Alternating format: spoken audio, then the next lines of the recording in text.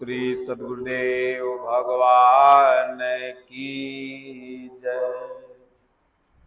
ओम जय गुरुदेवम जय गुरुदेव।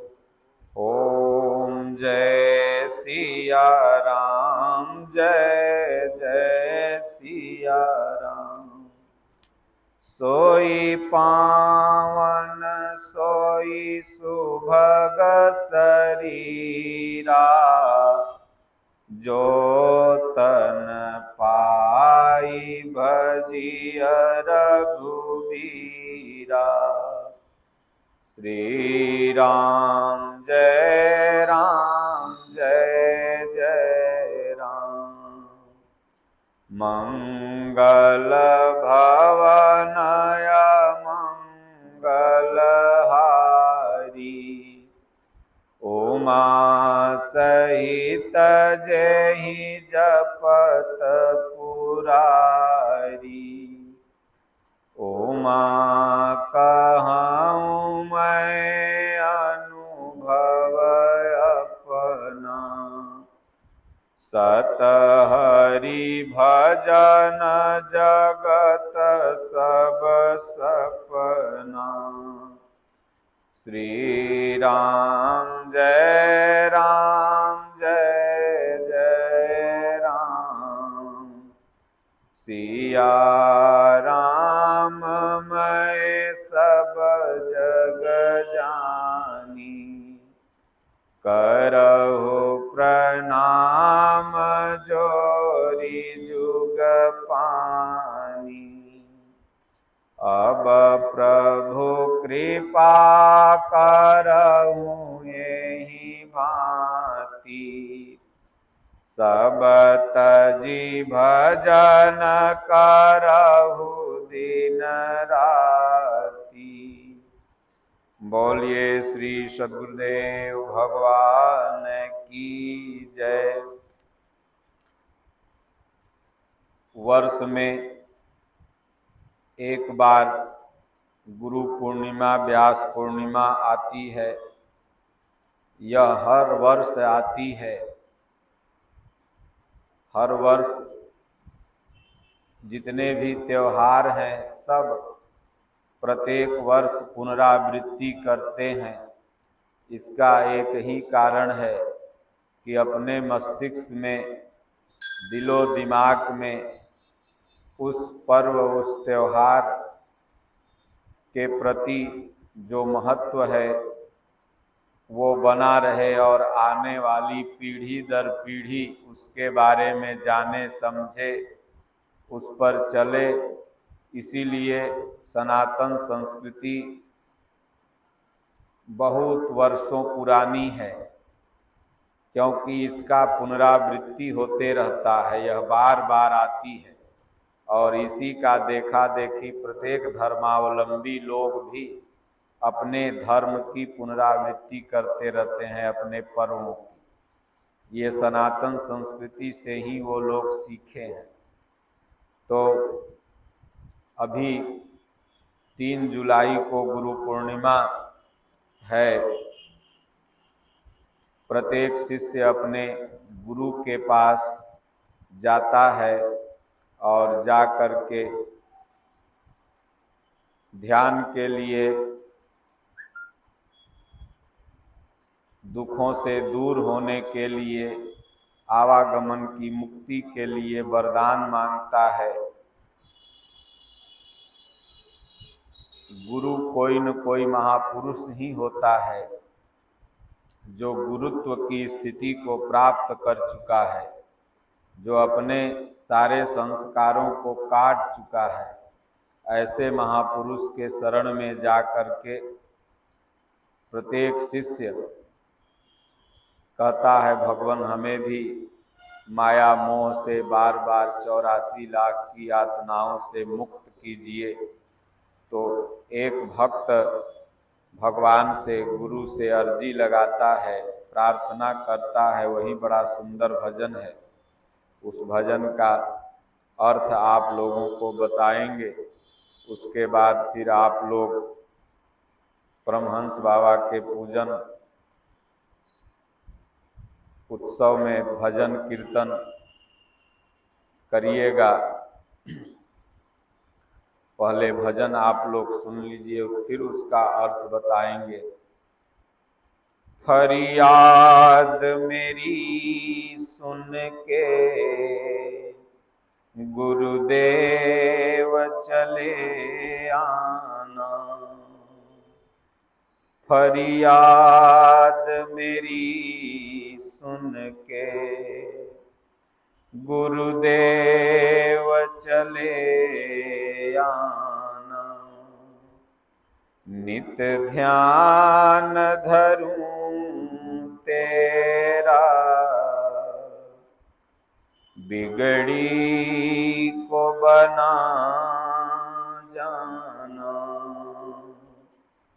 फरियाद मेरी सुन के गुरुदेव चले आना, नित ध्यान धरूं तेरा बिगड़ी को बना जाना,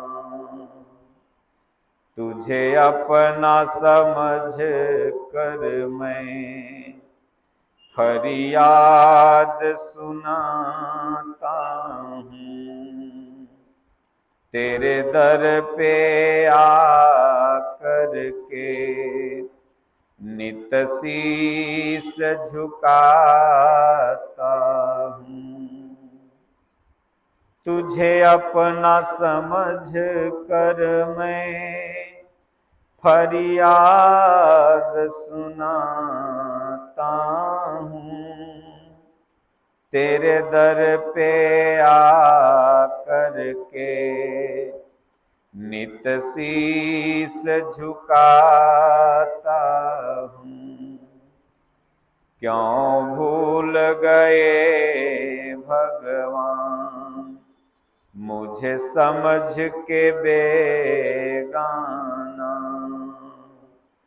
नित ध्यान धरूं तेरा बिगड़ी को बना जाना,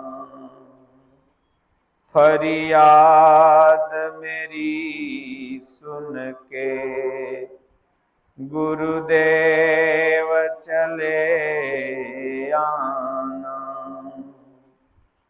मेरी नाम भंवर डोले तुम ही तो खेवैया हो, जग के रखवाले तुम ही तो कन्हैया हो, कर दया दृष्टि गुरुवर भव पार लगा देना, नित ध्यान धरूं तेरा बिगड़ी को बना देना, फरियाद मेरी सुन के गुरुदेव चले आना, तुम बिन न कोई मेरा अब नाथ सहारा है, इस जीवन को मैंने अब तुम पे ही वारा है, मर्जी है तेरी गुरुवर अच्छा नहीं तड़पाना, नित ध्यान धरूं तेरा बिगड़ी को बना जाना, फरियाद मेरी सुन के गुरुदेव चले आना। नैनों में मेरे आंसू क्यों तरसन खाते हो।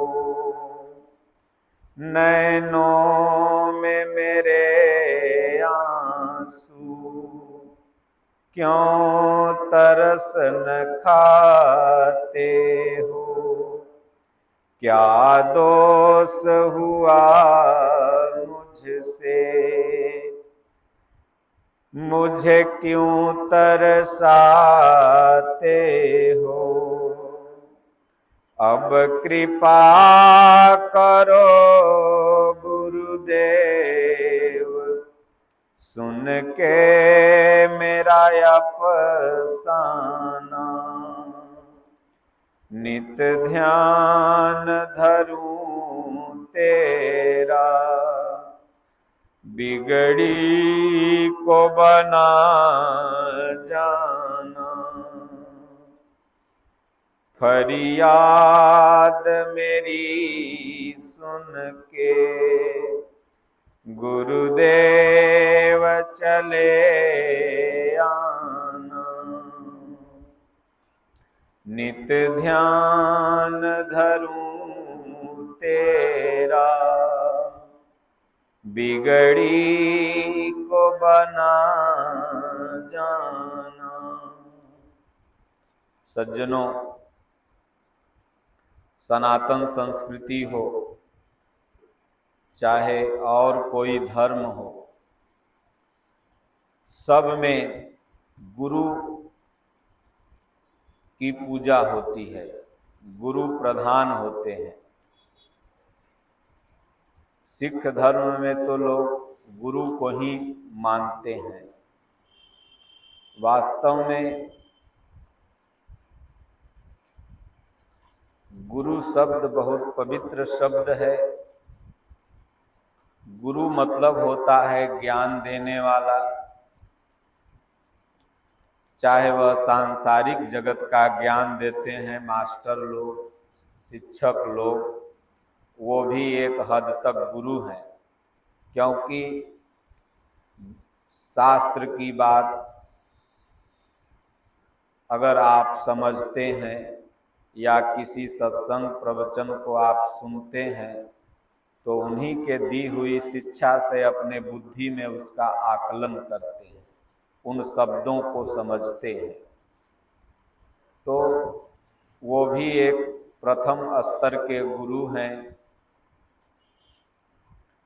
और जो वास्तविक गुरु होते हैं, जो भव सागर से पार करते हैं, वह हैं सद्गुरु महापुरुष। तो इसलिए सभी धर्मों में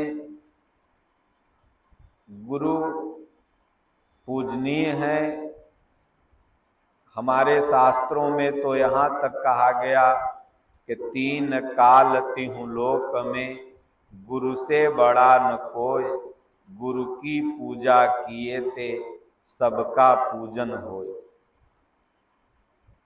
3 काल तिहु लोक में, 3 काल होता है भूत भविष्य वर्तमान, 3 लोक होता है स्वर्ग लोक, धरती लोक, पाताल लोक। 3 काल तिहु लोक में, इन तीनों कालों में और तीनों लोकों में गुरु से बड़ा न कोई। गुरु से बड़ा कोई नहीं होता।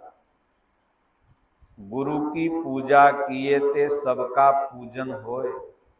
जिससे आपको भक्ति पथ पर चलने का रास्ता मिला, उस गुरु का, उस महापुरुष का आपने पूजा कर लिया तो समस्त देवी देवताओं की पूजा हो गई। बहुत लोग सोचते हैं गुरु तो इंसान होते हैं और उनसे बड़ा भगवान है, उनकी पूजा करनी चाहिए, गुरु की पूजा क्यों करें। यही मन में काकभुसुंडी जी के आया। काकभुसुंडी जी के गुरु महाराज बार बार कहें तो उनके मन में हो जाए कि भला बताइए, ये ऐसे बोल रहे हैं, हर कहूँ हरि सेवक गुरु कहूँ, सुनि खगनाथ हृदय मम दहूँ। जहाँ गुरु महाराज ऐसे कहते तो अधम जाति में विद्या पाए, भयहु जथा अहि दूध पियाए। बार बार हमें विद्या देते गुरु महाराज, लेकिन मैं उनकी विद्या का तिरस्कार कर देता था। और एक बार हरि मंदिर जपत रहे शिव नाम, एक बार हर मंदिर, भोलेनाथ के मंदिर में, इसलिए हर हर महादेव बोला जाता ना, हर माने भोलेनाथ।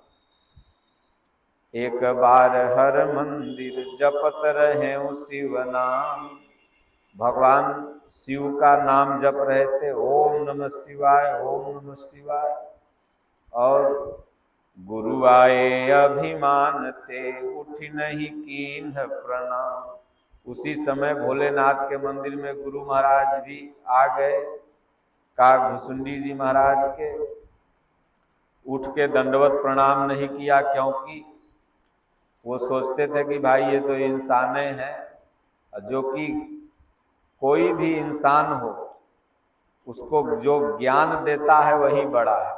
जो भगवान नाम का नामकरण किसने किया, चाहे राम जी हो, कृष्ण जी हो, राम का नाम अगर हम और आप जानते हैं तो गुरु के बदौलत, धरे नाम गुरु हृदय विचारी, वेद तत्व नृप तव सुतचारी।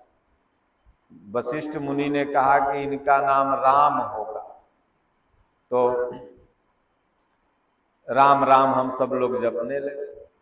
संदीपनी मुनि ने भगवान कृष्ण का नामकरण किया, तो हरे राम हरे कृष्ण हरे कृष्ण। तो ये भगवान का नाम भी अगर हम और आप जपते हैं तो इसमें महत्व किसका है, गुरु का। इसलिए तीन काल तिहु लोक में गुरु से बड़ा न कोई। वह गुरु जो आपको अज्ञान से, अंधकार से प्रकाश की तरफ ले जाए, परमात्मा की तरफ ले जाए, वह गुरु जो आपको अशिक्षा से शिक्षा की तरफ ले जाए, वह आपके लिए पूजनीय है। इसलिए हमारे शास्त्रों में तो यहाँ तक कह दिया कि गुरु गोविंद दोऊ खड़े, काके लागू पाए, बलिहारी गुरु आपकी, गोविंद दियो बताए। स्वयं नारायण खड़े थे, एक शिष्य आया, वहां उसके गुरु महाराज भी खड़े थे। अब शिष्य धर्म संकट में पड़ गया कि नारायण को पहले दंडवत प्रणाम करूं कि पहले गुरु महाराज को करूं। तो स्वयं भगवान कहते हैं कि देखो, तुम अपने गुरु महाराज के कृपा से हमको पाया है, इसलिए पहले तुम अपने गुरु को दंडवत करो, उसके बाद हमको दंडवत करो। इसलिए सज्जनों, गुरु का महत्व कितना भी कहा जाए उतना ही कम है।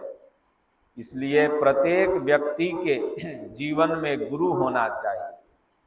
और जैसे अर्जुन के जीवन में 3 गुरु आए, लेकिन सर्वोपरि गुरु उसने भगवान श्री कृष्ण को माना। 3 गुरु कौन कौन? पहला गुरु कृपाचार्य, दूसरा गुरु द्रोणाचार्य, और तीसरा गुरु सदगुरु भगवान स्वयं श्री कृष्ण, जिन्होंने गीता का ज्ञान दिया।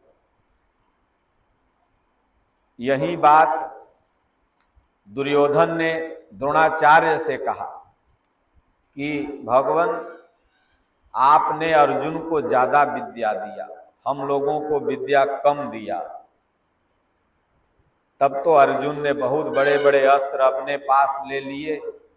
तो द्रोणाचार्य ने दुर्योधन से कहा, नहीं दुर्योधन, हमने तो सबको शिक्षा समान ही दी, लेकिन हमारी शिक्षा पा करके तुम लोग जाके सो गए।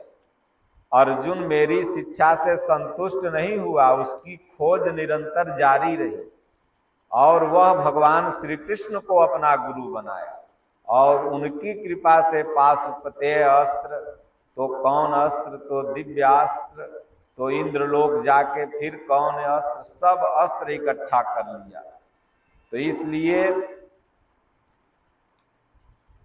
प्रथम जब आप पढ़ने लिखने जाते हैं, LKG UKG में बच्चों का नाम लिखाया जाता है, वहाँ भी एक गुरु होते हैं, शिक्षक होते हैं।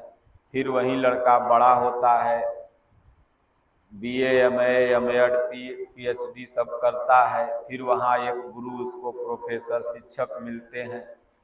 फिर वही व्यक्ति को आध्यात्मिक मार्ग पर चलने की मन में जिज्ञासा होती है, तो फिर वो किसी महापुरुष की शरण में जाता है। हमारे गुरु महाराज के गुरु महाराज, दादा गुरु महाराज, जो चित्रकूट में निवास करते थे, उनके पास बड़े बड़े प्रोफेसर, वाइस चांसलर सब जाते थे दर्शन करने। तो दादा गुरु महाराज कहें, हो कुछ हमको तुम लोग सुनाओ। तो वो लोग कुछ कुछ सुनाए, फिर कहें भगवान हम लोग क्या सुनाएं, हम लोगों के पास तो केवल वाचिक ज्ञान है, आपके पास तो आचरणिक ज्ञान है, आप आचरण करके बोलते हैं। इसलिए भगवान हम लोग क्या सुनाएं, हम लोग तो आपके यहाँ सुनने आए हैं। तो वहीं दादा गुरु महाराज उन्हीं लोगों के पदों की व्याख्या कर देते थे। का कहीं कैसे कहीं के हो पति आई, फुलवा के छुअत भंवर मरी जाई। तो इसलिए महापुरुष सद्गुरु वह होते हैं जो सिर्फ वाचिक ज्ञान में नहीं जीते, बल्कि जो जीते हैं उसको आचरण में जीते हैं। और ऐसे सद्गुरु के पास जाकर के जब आपको भव सागर से पार जाने की मनुष्य शरीर क्यों मिला है, बार बार 84 लाख योनियों में क्यों हम आप यात्रा करते हैं, क्यों कोई जन्मता है, बड़ा होता है, फिर युवा होता है, फिर जरा अवस्था आती है, फिर मर जाता है, फिर मर के कहाँ जाता है, फिर मरने के बाद कहाँ आता है। ये सब तमाम प्रश्न जो हमारे दिमाग में, आपके दिमाग में ये चलता है। तो जब किसी महापुरुष की शरण में हम लोग साधना जाके करते हैं, तो अनुभव में इन सब प्रश्नों का उत्तर मिलता है। और ये प्रश्नों का उत्तर आप किसी से शेयर नहीं कर सकते, क्योंकि का जाने जी अपना कार्य जनावे पियो। मान लीजिए अब यहाँ इतने लोग बैठे हैं, अब कोई बम्बई नहीं गया, तो बम्बई के बारे में लाख कोई गल होगा, वो बताएगा तो कोई जानेगा, कहेगा ये पगले है। तो उसी तरह से जो भगवान को देखा है, परमात्मा को देखा है, जो अनुभव किया है, जो इस जन्म मृत्यु के रहस्य को जान गया, वो दूसरे से बताएगा, वो जान ही नहीं रहा है तो क्या समझेगा। इसलिए चला जाता है। इसीलिए गुरु पूर्णिमा बार बार आती है कि हम अपने बुद्धि विवेक से समझ करके एक ऐसे कोई महापुरुष को गुरु बनाएं जो कि हमारे इस बार बार जन्म मरण की यात्रा को समाप्त कर दे। जैसे क्या नाम है, कहा गया गुरु बिनु भवनिधि तरहि न कोई, जो बिरंच शंकर सम हो। तो इसलिए भव सागर से पार जाने का अगर जहाज है तो गुरु, इसलिए करण धार सदगुरु दृढ़ नावा, दुर्लभ साज सुलभ करि पावा। जो न तरे भव सागर नर समाज यस पाई, सोकृत निंदक मंद मति आत्महनन गति जाय। ये जो मनुष्य शरीर मिला हुआ है ना, ये 84 लाख योनि के बाद एक बार मिलता है। 84 लाख योनि जब बदलेगा, इसीलिए हमारे संतों ने कहा कि अब की पासा ना परी तो फिर 84 जाए। जैसे जुआ खेलते हो ना बहुत लोग, तो लगा है कि अबरी वाला फसवा न पड़ते ना, तो जे 500 है ये हो गई, अब दानों लगावेला पैसा न बचते, नहीं समझे। तो उसी तरह ये मनुष्य शरीर है, 84 लाख जोनी में भटका है और एक बार मनुष्य शरीर मिला, और इस जन्म में भी अगर खाली कमाओ खाओ खटो और मर जाओ तो फिर 84 लाख घूमो। इसलिए संत महात्मा महापुरुष हमेशा कहते हैं कि रे अपना काम धाम करते हुए कुछ जतन करो भगवान के पास, कि ताकि न अगर मुक्ति मिले तो कम से कम अगला बार मनुष्य जोनी तो मिल जाए, फिर भजन करें, फिर आगे बढ़ जाए। तो इसलिए गुरु का महत्व इसीलिए श्रेष्ठ है, इसलिए सबके जीवन में एक गुरु होना चाहिए। अब इसलिए आजकल तमाम गुरु ढूंढते हैं लोग, जा जा करके मार्केटों में तमाम गुरु लोग बन भी जाते हैं, देखते हैं गुरु का महत्व है तो चेला बनाने भी लगते हैं। तो इनसे आपको बचना है, क्योंकि कबीर साहब ने कहा गुरु करे जान के पानी पिए छान के रास्ता चले देख के। खूब जान लो, खूब समझ लो, तब गुरु बनाओ, उनकी रहनी देख लो, जो उनमें गुण है वो आप में आ रहा है कि नहीं आ रहा है। गीता रामचरितमानस का अध्ययन करो, उसमें स्पष्ट बताया गया है गुरु के लक्षण, और वो लक्षण जब मिलता हो उन महापुरुष में तो उन्हें गुरु बनाना चाहिए। हमारे स्वामी जी कहा करते हैं, हो घर में ही भगवान के नाम को जपो, जब तुम्हारा पुण्य पुरुषार्थ इकट्ठा हो जाएगा तो गुरु भगवान ढूंढ के दे देंगे। वो जिस दलदल में होंगे, जिस पहाड़ पर होंगे, आप वहां पहुंच जाओगे, वो या तो आपके यहाँ पहुंच जाएंगे, किसी न किसी माध्यम से दर्शन हो जाएगा और आपका कल्याण हो जाएगा।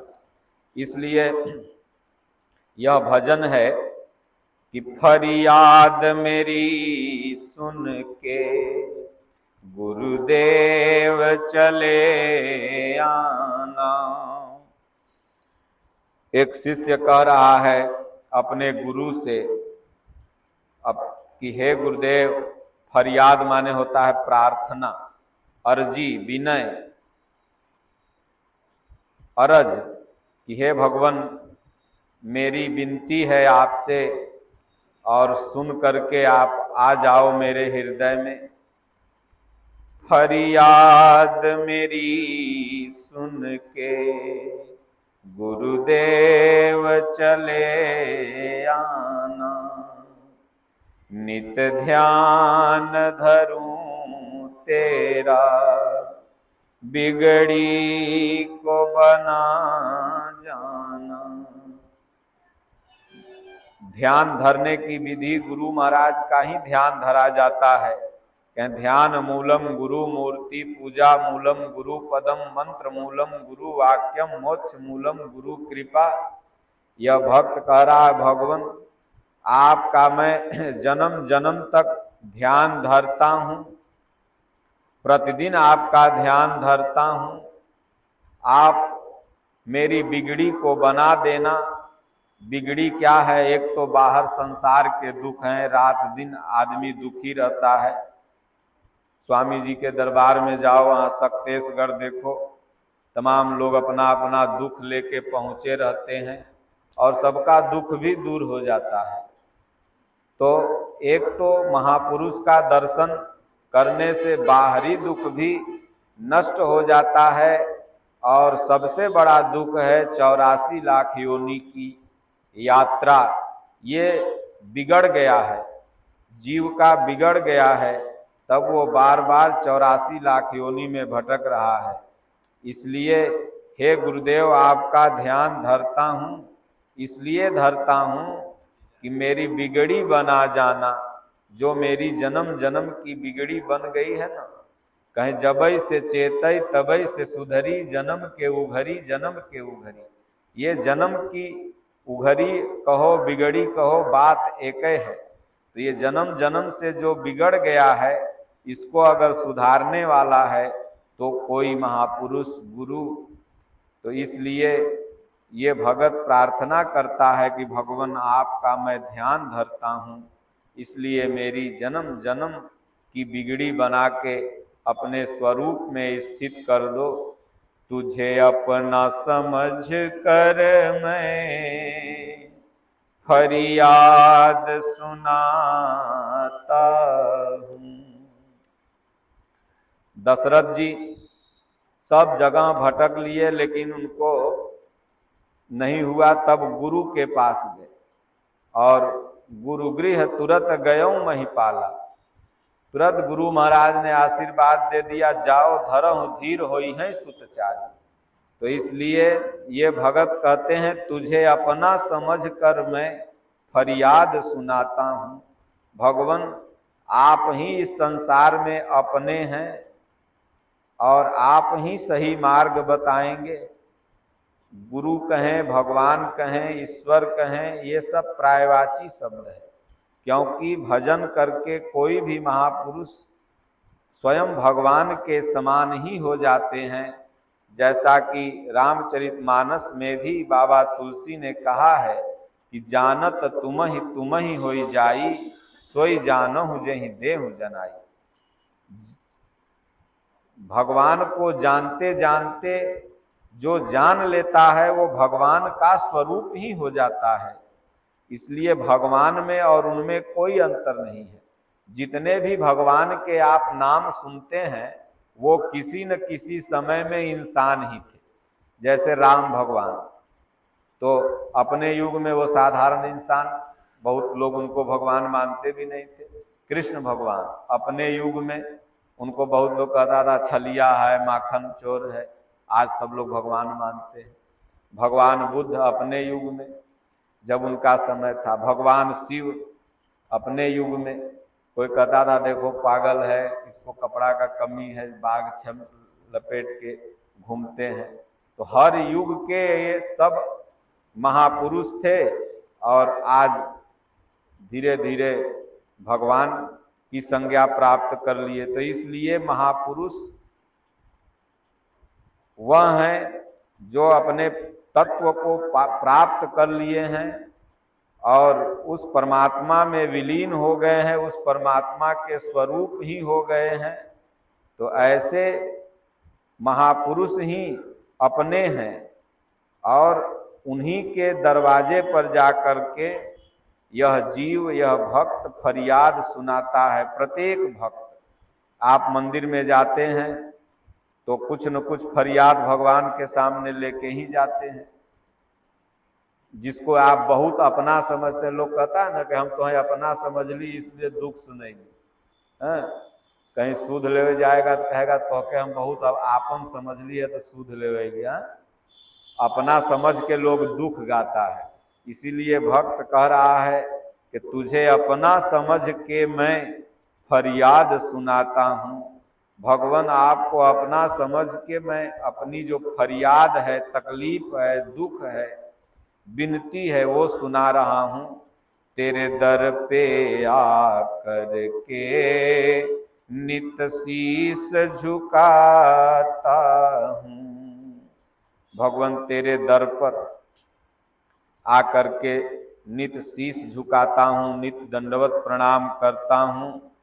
क्यों करता हूँ कि मेरी बिगड़ी बना देना, जो जन्म जन्म की बिगड़ी है, ये यात्रा है, इसको नष्ट करके अपने चरणों में स्थान दें। क्यों भूल गए भगवान मुझे समझ के बेगाना। हे प्रभु, हे परमात्मा, क्यों भूल गए? मैं तो पापी हूँ ही, मुझसे जाने अनजाने में पाप होते ही रहता है। आप तो पतित पावन हैं, पतितों के उद्धार करने वाले हैं। आज तक भगवान बताइए किसी एक पुण्यात्मा को तारे हैं? जितना भी तारे हैं पापिये को तारे। हर कोई के अंदर कुछ न कुछ पाप है, कुछ न कुछ संस्कार है, तभी बार बार जन्मता है, बार बार मरता है। इसलिए ऐसा मत समझो कि मैं पापी हूं और मेरे लिए भगवान नहीं है। जब से चेत जाओ, मान लो आज से तुम्हें महसूस हो गया कि मैं पापी हूं, तो वो पाप करना बंद कर दो और आज से ही राम राम ओम ओम जपना चालू कर दो, तो धीरे धीरे भगवान फिर हृदय से जागृत हो जाएंगे। तो इसलिए यह भगत कहते हैं कि भगवान क्यों भूल गए, इसलिए नित्य ध्यान धरूं तेरा, बिगड़ी को बना जाना, मेरी नाव भंवर डोले, तुम ही तो खेवैया हो। इस संसार में, इस भवसागर में सबकी नाव डोल रही है। कहें कि कब नाव पलट जाए, कब श्वास निकल जाए। कहें कबीरा गर्व न कीजिए, रंक न हंसिए कोय, अजहू नाव समुद्र में ना जाने क्या होए। इसलिए भगवान इस भव सागर में मेरी नाव डोल रही है और तुम ही तो खेवैया हो। सदगुरु महापुरुष परमात्मा ही इस नाव के खेवैया हैं। जग के रखवाले तुम ही तो कन्हैया हो। भगवान इस संसार के आप रखवाले हैं हे परमात्मन, और आप ही कन्हैया हैं, आप ही गीता का ज्ञान देने वाले हैं, जागृत करने वाले हैं हृदय में। इसलिए कर दया दृष्टि गुरुवर, भव पार लगा देना। मोक्ष मूलम गुरु कृपा, दया दृष्टि जब हो जाए, गुरु की कृपा हो जाए, तो मोक्ष जीव को सहज ही मिल सकता है। हरि ने जन्म दियो जग माही, गुरु ने आवागमन छुड़ाही। भगवान का सिर्फ काम है इस संसार में जन्म दे देना, लेकिन अगर आवागमन से मुक्ति चाहिए तो वो तो कोई न कोई महापुरुष के बताए हुए रास्ते पर जब हम चलेंगे तभी हो पाएगा। इसलिए कर दया दृष्टि गुरुवर, भव पार लगा देना। इस भव से, इस संसार से पार चले जाएं।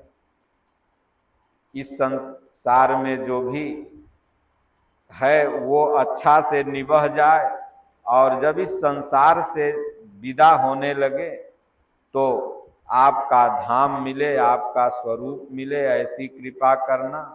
नित्य ध्यान धरूं तेरा, बिगड़ी को बना जाना, फरियाद मेरी सुन के गुरुदेव चले आना।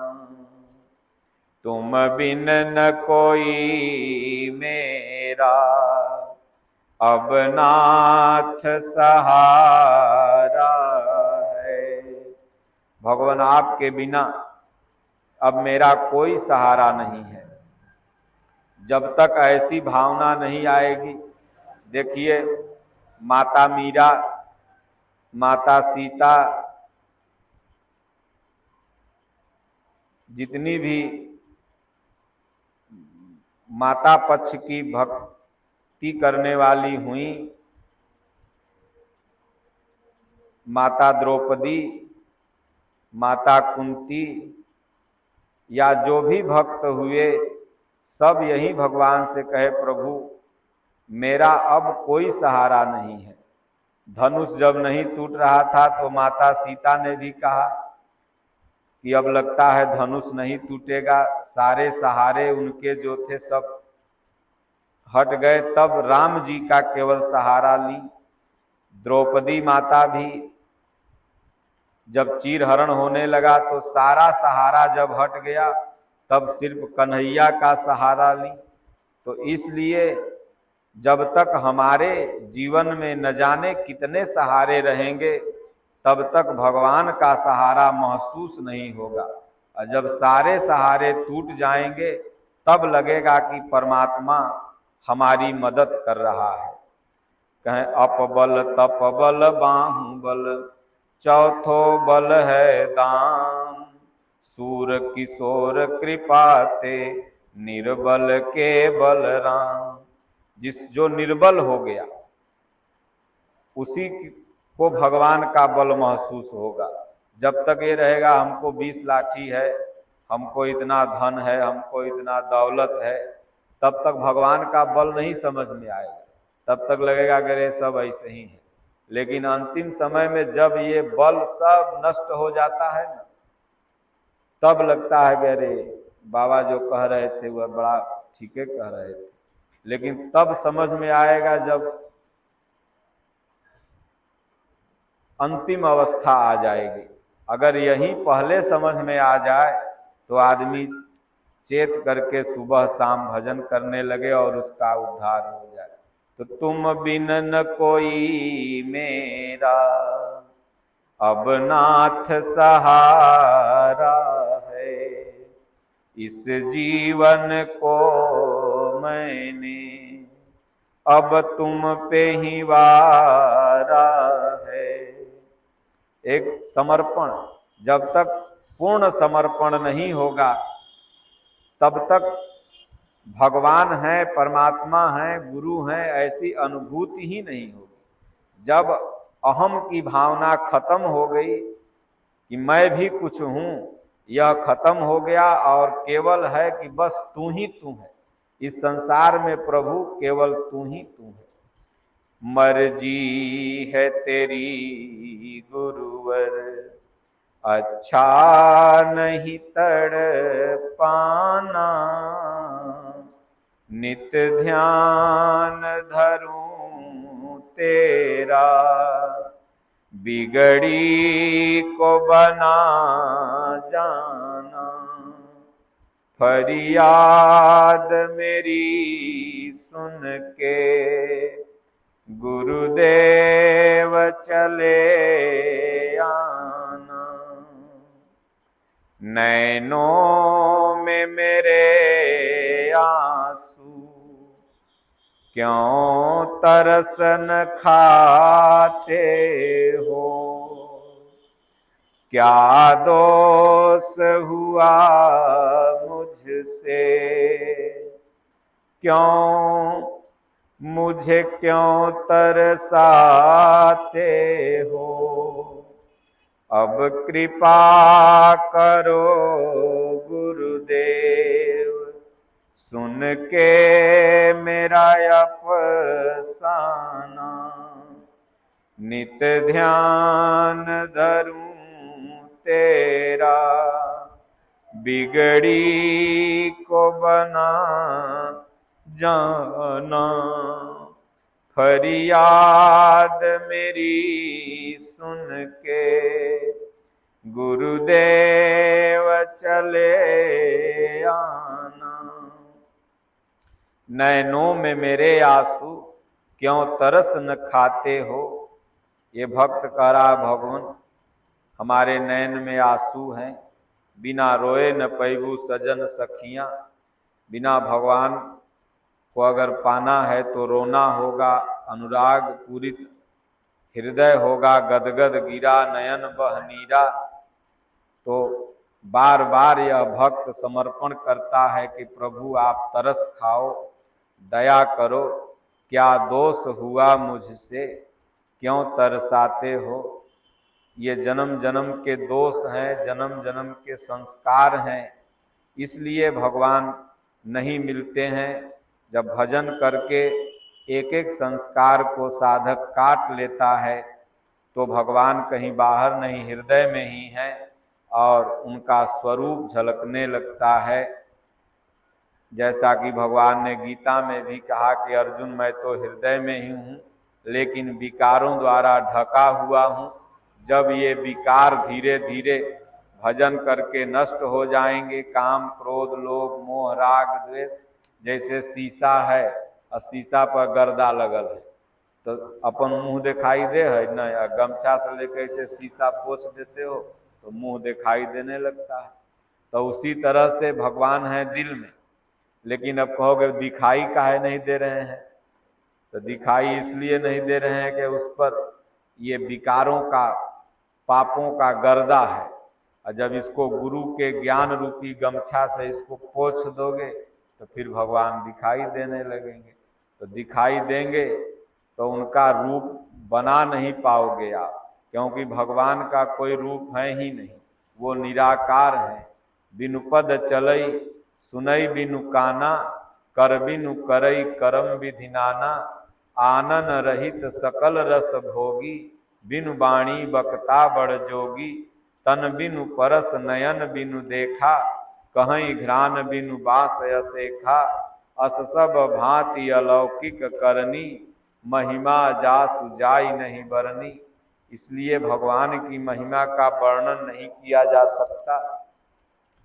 ये जो भी संत लोग या आप सब लोग करते हैं, यह तो केवल पुण्य पुरुषार्थ इससे बढ़ता है और भगवान में भक्ति में रुचि होती है, और इसलिए गुरु के बताए हुए रास्ते पर, इसलिए भारत देश जो है यह गुरु प्रधान देश है, संत प्रधान देश है, ऋषियों का देश है।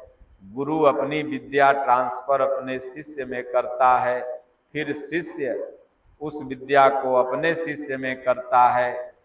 यही प्राचीन व्यवस्था चली आ रही है और इसी से यह ज्ञान अक्षुण्य है, और यह एक विज्ञान है, यह एक रिसर्च है, यह एक खोज है, और इस खोज को लगातार जारी रखना प्रत्येक मानव का, इंसान का कर्तव्य होता है कि मैं यहाँ क्यों आया हूँ, किस लिए आया हूँ। सिर्फ खाने जीने सोने रहने के लिए आया हूँ तो ये तो पशु भी करते हैं, फिर इंसान क्यों श्रेष्ठ हैं। तो इसलिए इंसान ये लास्ट योनि है 84 लाख योनि की। अब यहाँ से अगर भजन करेंगे तो भगवान तक पहुँच जाएंगे, इसका दंड हो जाएगा, और नहीं करेंगे तो फिर पहला लेसन से चालू हो जाएगा। इसलिए कहते हैं ना कि चढ़े तो चाखे राम रस। अगर मनुष्य शरीर मिलके भजन भक्ति करते बन गया, इस खजूर रूपी पेड़ पर अगर चढ़ गया, कहें साहेब का घर दूर है, लंबी पेड़ खजूर, और चढ़े तो चाखे राम रस। अगर चढ़ते बन गया, भजन करते बन गया, तब तो राम रस मिलेगा, परमात्मा का घर मिलेगा, और नहीं तो गिरे तो चकनाचूर। अगर कहीं गिर गया तो फिर चकनाचूर, जैसे शीशा गिर गया तो बन सकता है, वो तो चकनाचूर हो गया। फिर से 84 लाख की यात्रा होगी। इसलिए गुरु महापुरुष के बताए हुए रास्ते पर चलना चाहिए। गुरु पूर्णिमा इसीलिए आती है, यह बताती है सुबह शाम ओम का जाप 10 मिनट 5 मिनट, आप कितना भी व्यस्त हो, हर काम करने के लिए समय है।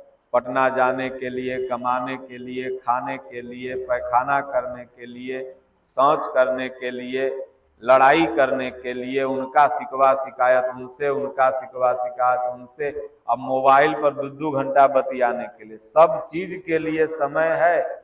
अगर समय नहीं है तो लोग कहेंगे हम बड़ा व्यस्त हैं महाराज जी, समय न मिल पावा है भगवान के नाम लेने के लिए। नहीं समय है तो केवल भगवान के नाम लेने के लिए, अब बाकी सब काम के लिए समय है।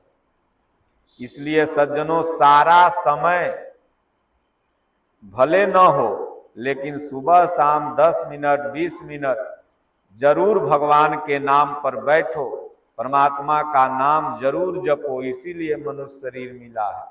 कहें कबीर सुनो भाई साधो, इसलिए कबीर साहब बार बार कहते हैं सुनो और साधो। सिर्फ सुन के उस कान से सुनो और उस कान से निकाल दो नहीं, सुनो और उस पर चलो तो कल्याण हो जाएगा। 3 तारीख को गुरु पूर्णिमा है। प्रत्येक भक्त जो भी अगल बगल के यहाँ से जाते हैं, 1 तारीख को या 2 तारीख को आप लोग ट्रेन पकड़िए, जिसको जो सुविधा है, जाके गुरु महाराज का दर्शन वहाँ कीजिए, पूजन कीजिए, वहाँ से गीता लाइए, पढ़िए और अपने बाल बच्चा को पढ़ाइए। और अपना मानव तन सफल बनाइए। ओम श्री सद्गुरुदेव भगवान की जय। बोलो जय सिया राम, जय जय सिया राम। जय सिया राम, जय जय सिया राम। बोलो जय सिया राम, जय जय सिया राम। जय सिया राम, जय जय सिया राम। सिया राम मैं सब जग जानी, राम मैं सब जग जानी। करहु प्रणाम जोरी जुग पानी।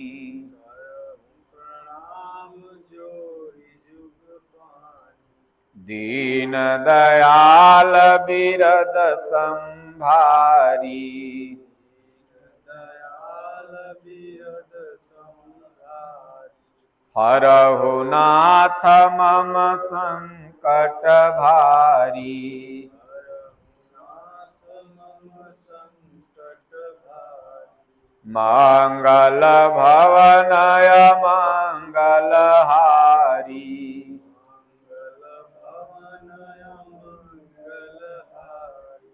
उमा सहित जहि जपत पुरारी। सहित जेहि जपत पुरारी। विश्वनाथ मम नाथ पुरारी। विश्वनाथ मम नाथ पुरारी। त्रिभुवन महिमा विदित तुम्हारी, भुवन महिमा विदित तुम्हारी। बोलिए श्री सद्गुरुदेव भगवान की जय। स्वामी दीनानाथ परमहंस महाराज की जय। ओम नमः पार्वती पतये। हर हर महा